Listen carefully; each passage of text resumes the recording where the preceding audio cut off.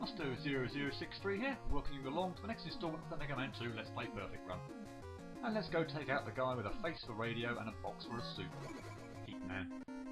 Quite possibly a lot of people's least, or perhaps second least favourite Robot Master Sage in the game. Why? Well, we'll get to that. Sage starts off with these prop tops. They endlessly spawn from the holes in the ceiling, take a fair few hits to take out, and if you don't, start hopping to wherever you're standing when they start over towards you. I'd advise moving quickly and shooting quick to get by them. By the way, if you careful not to land in lava, it's an instant kill. Yeah, there's a lot of that in this level. The tellies are another endlessly spawning enemy in this stage, thankfully only one hit required to destroy them, but again, I'd advise moving quickly through this section so that a telly doesn't spawn directly on you, and in all likelihood knock you off the platform. A couple of spring type enemies that cannot be killed with a Mega Buster, but most people's strategy, just because it's a little fun and silly, is to let them scroll themselves off the screen. Yay! Reappearing disappearing blocks. Everyone's favourite, right? Right? Well, I'm sure there are a few people out there for who that might be the case, but those people are in an overwhelming minority. Me? I don't hate them like a lot of people. I tend to have memorised the patterns for all stages they appear in the classic series, but still, there's always the potential to mess up on them, and doing so, although not quite yet, tends to end up in either death by spike or death by pit. The tellies here can actually be rather distracting when you're busy trying to pay attention to the blocks, so don't get greedy with speed. If you can make it through quickly, as I like to think I managed here, then great, but don't panic and take your time if needed. And now we come to the infamous reappearing disappearing block segment of the stage. If trying to make it across without a utility item, then you'll pretty much need to know the pattern of these blocks off by heart. If you don't fancy the challenge, then make sure you've been Airman before attempting this stage. You'll have the number 2 item at your disposal and you'll pretty much be able to skip this entire puzzle. You can see that we were positioned above lava, so one wrong step and I'm done. That one up is only worth going for if you have item number 2. Now for this last section, the lava is replaced with a chasm that for some reason to me always looks more menacing, even though both are obviously instant death. Phew! Made it. And we're greeted with Mega Man 2's Big Eye equivalent, the Clement armour with a Clement Joe sitting inside it. Okay, I've got to make that joke once per Mega Man game. There's actually a trick to dealing with him, but since I've arrived at the boss, I'll save that for another time. Now you might have noticed that I haven't got hit yet, and Heatman's pretty simple other than his opening attack, so is this going to be another accidental perfect run? Well, it certainly should be now. There really is nothing to Heatman after his first volley of fire.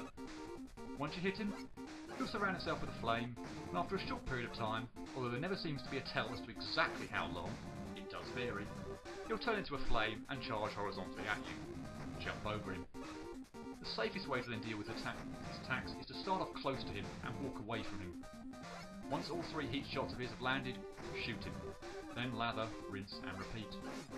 The only thing worth flagging up with this strategy is that it is imperative that you're not standing too close in the middle when he charges at you. You'll always stop where you were positioned when he started his charge move. And of course, you want to leave yourself enough room to be able to walk away and not get cornered.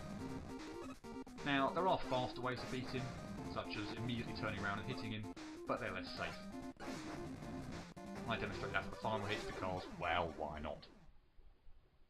So, that was all rather straightforward, wasn't it?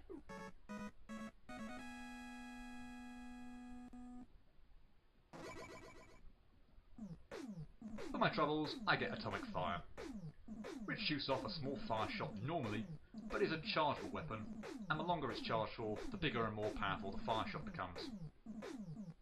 I also get item number 1, which allows me to create up to 3 platforms at any one time on the screen, directly in front of me. Believe me, it'll prove to be something of a necessity in the Fortress stages.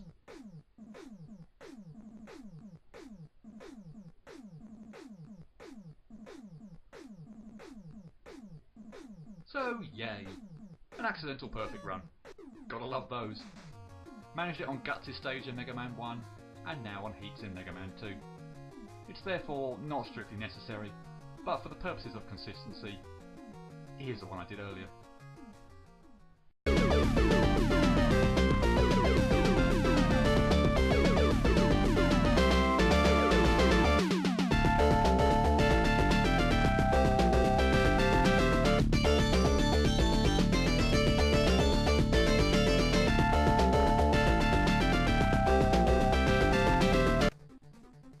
Decided to stick around, though I'll level with you now and say that I'm probably not going to be doing much speaking during this run through, although I will talk about a faster way to beat Heatman in more detail when we get to him. Yeah, up front, there weren't many outtakes on this stage. I did think it got to a prop top once, I don't know what I was doing at the time. As said, shoot fast and move fast through that area and you shouldn't have any real problems. And by the way, right at the start, did you notice the number of power-ups the enemies dropped in succession? The 8th thing I killed was the stingy one. But yeah, 7 drop power-ups in a row. By all means go back and check.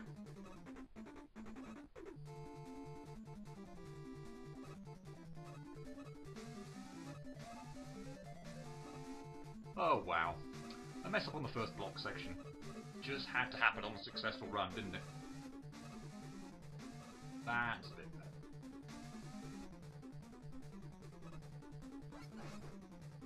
So this bit, I got hit a couple of times by tellies. Probably, in all honesty, just me rushing more than anything else. A bit like here, on watching this again, apart from the mess up on the first block, this part really does feel quite speedrunish, so somewhat apologies for that. And now we come to the giant block section. I don't know how many outtakes you were expecting, but the total came to the goodly round figure of 0. Yep, 0. I had this thing completely memorised, and it actually would have been a real disappointment if I screwed up anywhere along it. Now before I run out of time and reach the boss, I promised to provide the strategies dealing with sniper armour. The trick is, if you're in the air when he lands, he won't shoot at you, and his next move will be another jump, which you run under. If you're standing on the floor when he lands, then he will shoot at you, and in close proximity that can be nigh impossible to avoid. I actually forgot about this when I was attempting the perfect run. I got hit twice before I realised what an idiot I'd been, and then got hit a third time because I got all excited having run under him, but I didn't jump after doing so. So he then turned around and shot at me again. Brilliant! And actually, you just saw there that I didn't learn my lesson, and actually had to avoid his shots this time too. At least I made it this time. So anyway, dodging the first attack. Run about as far right as the right hand edge of the first section of visible lava and do a short hop. From then on, it's easy street. Now you can shorten the length of this fight by when Heatman's finished dashing, immediately turn around and shoot him, to actually stop him firing off the 3 heat shots. The danger of doing this though, is if Heatman has barely any delay to him charging at you again. If you're still close to him, then they'll likely take you by surprise, and you might find you can't react in time to avoid it. Also remember that you'll leave yourself less breathing room to avoid his fire shots next time around, unless of course you shoot him quickly again, and keep doing so. But this is a very risky proposal, and it's certainly not one I'm about to take on the verge of a perfect run. So yeah, the way I'm doing it here drags out the fight a little, but it's essentially foolproof barring any spectacular mess-ups, including taking the precautions on the last shot. Sorry Heatman, you just weren't all that hot.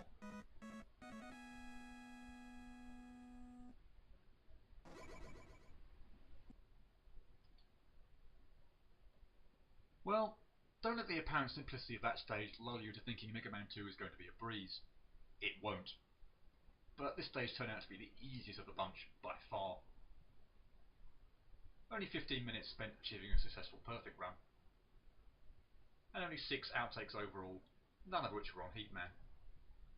Once you know what you need to do to dodge his first attack, the rest is plain sailing. 1 outtake was to a prop top at the beginning of the stage, 2 were to tellies, and 3 were to the sniper armour.